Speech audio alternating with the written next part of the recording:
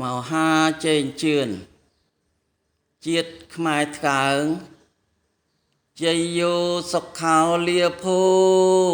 វគ្គទី50តចប់លុះ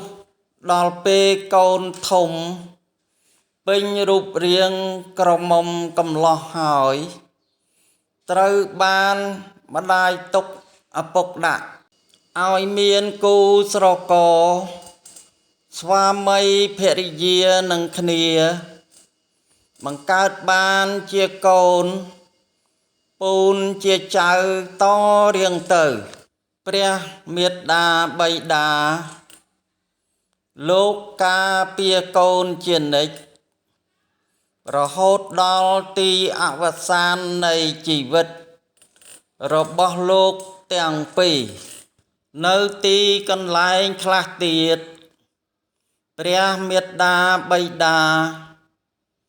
និងកូនស្រីកូនប្រុសមានការនឹកឃើញព្រហ្មវិហារធម៌គឺគុណតម្លៃសពគ្រប់មានចេញទឹកភ្នែកដោយទប់ពុំបានឡើយ